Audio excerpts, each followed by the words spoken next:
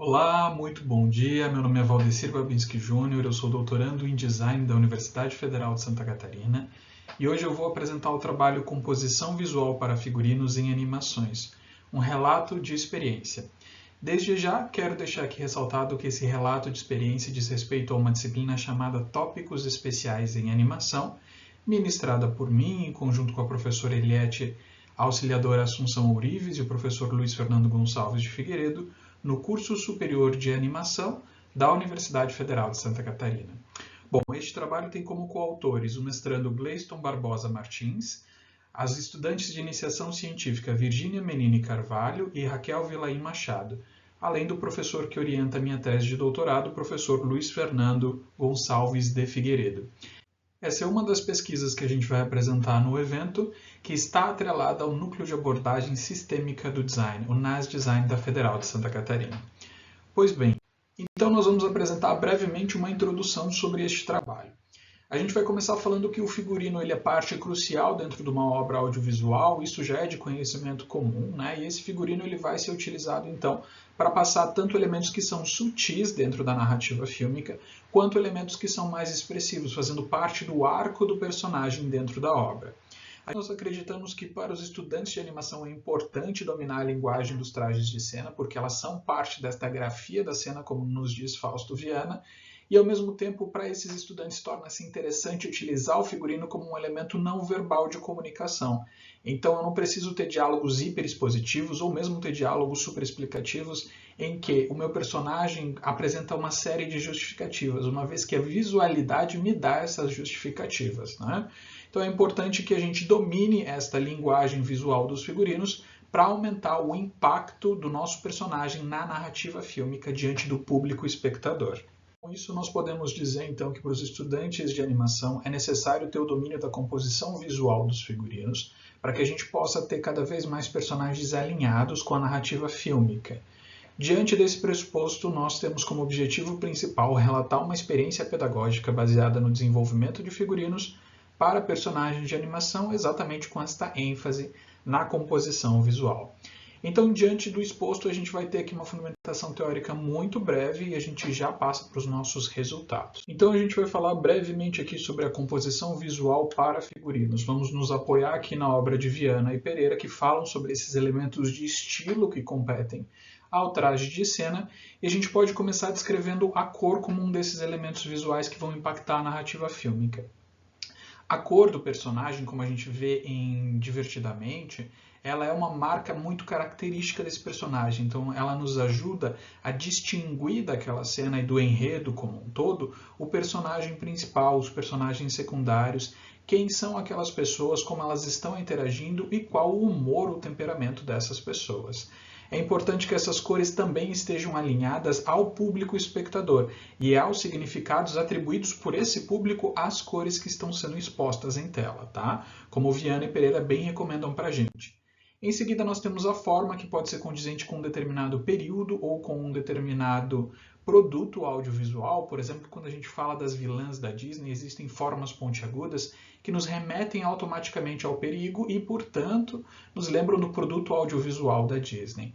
Quando a gente fala do volume, nós vemos alguns personagens que têm no volume um elemento de transição, que começam com pouco volume e aumentam o volume dos seus trajes a partir do momento em que empoderam-se da sua própria história ou próximos ao clímax dessa história, ou então esse volume é perdido ao longo da história, num processo em que nós vamos da infantilização ao amadurecimento. Em seguida, nós temos as texturas, que também podem ser um elemento de transição dentro da narrativa fílmica. Então, a textura de um determinado personagem ela pode começar ricamente ornamentada e terminar a obra ou chegar no clímax, mostrando uma decadência desse personagem em seu arco mais lisa, uma textura mais simples, uma textura até mais rústica, tá? E o mesmo equivale para um personagem que vai enriquecendo ou vai se empoderando ao longo da minha trama e que começa com uma textura mais rústica e termina com uma textura um pouco mais sofisticada.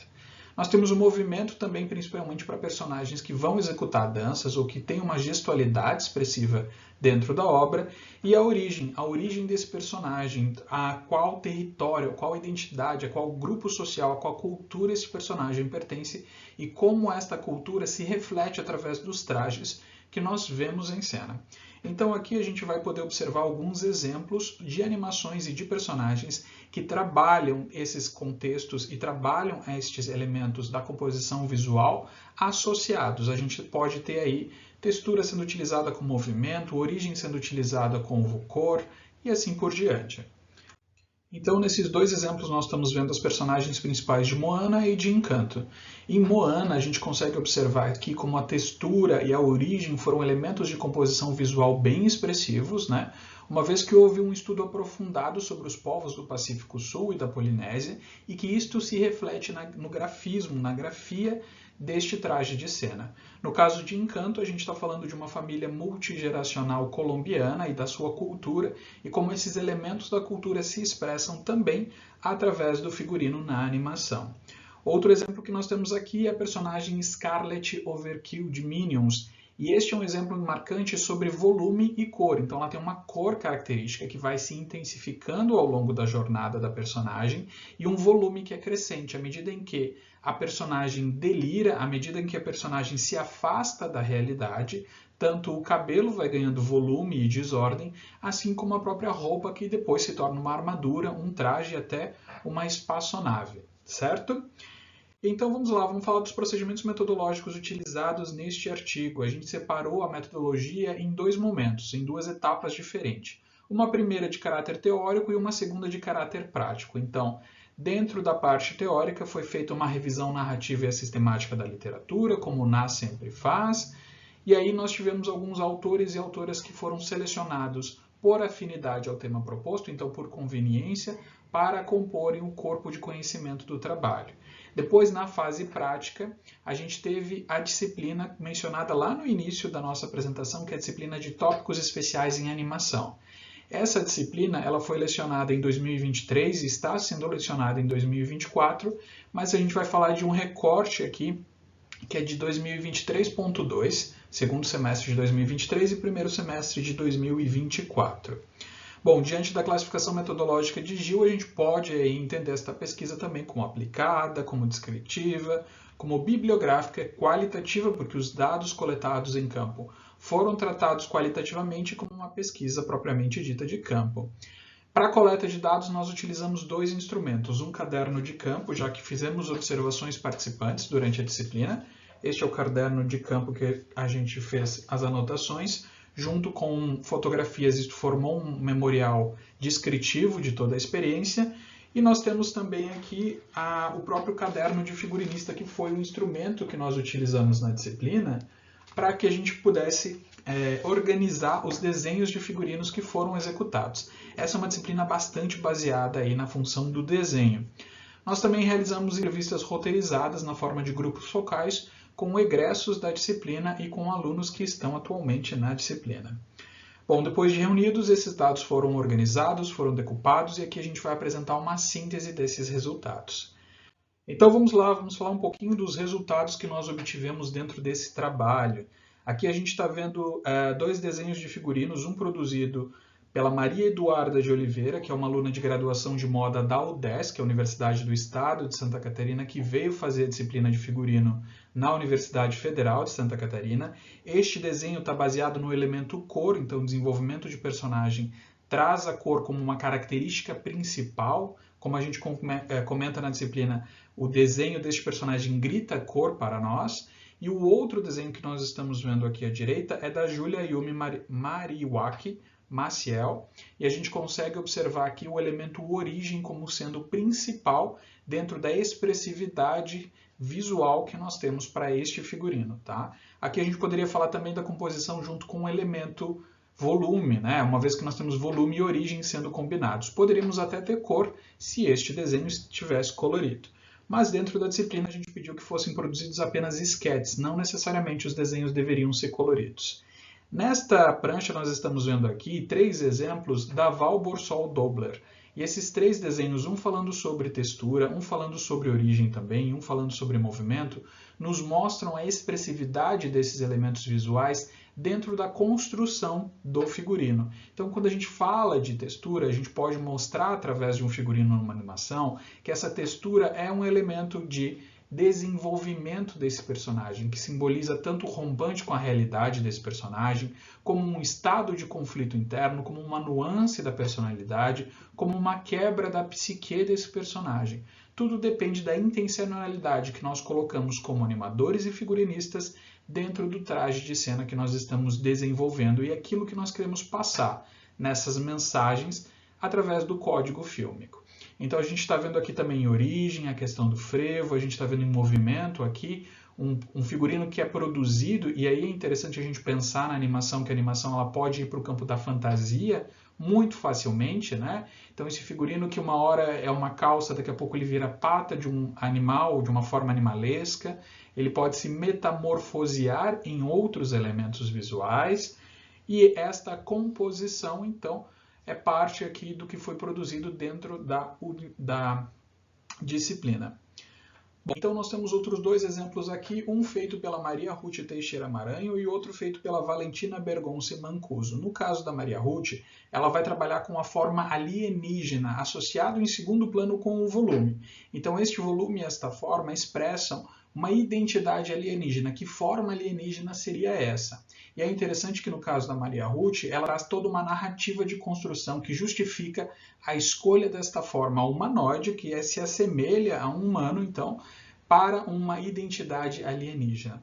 Já no caso da Valentina, que é uma aluna também da graduação de moda, que veio fazer a disciplina de figurino na UFSC também, a gente vai ter um volume que é característico do palhaço, mas ela mistura esses elementos circenses do palhaço com a figura da bailarina, trazendo volumes que são específicos da bailarina e comedindo isso através de uma personagem que apresenta uma gestualidade interessante, mas que tem gestos que também são tímidos, uma expressividade que é tímida no primeiro momento. Portanto, o volume representa este elemento contido que a própria personalidade desta personagem apresenta. Bom, então aqui a gente separou duas verbalizações dos grupos focais e das observações participantes que fizemos e das categorizações que criamos a partir desses dados que foram extraídos. Então, duas das principais categorias que nós temos é a percepção ampliada e intencionalidade projetual. Vou começar falando da intencionalidade projetual. Aqui a gente tem a fala de uma estudante que nos diz que antes o processo de desenvolvimento do seu personagem estava muito baseado ou inspirado nas redes sociais. E que então, a partir da disciplina e dos componentes visuais para a criação desses figurinos, ela passou a entender que o personagem ele pode ser intencionalmente projetado para passar uma mensagem específica em relação à obra, sendo parte de uma metáfora, parte de uma história que é contada através da visualidade. E na outra categoria de percepção ampliada, nós temos a fala de um estudante que nos dizia que no seu processo criativo o elemento que mais se destacava era a cor. Ele utilizava a cor para simbolizar essa personalidade do personagem, mostrando as nuances desse personagem. E que a partir do estudo da composição visual, então, ele passa agora a desenvolver personagens, levando em consideração os 6 elementos que a gente viu em sala de aula.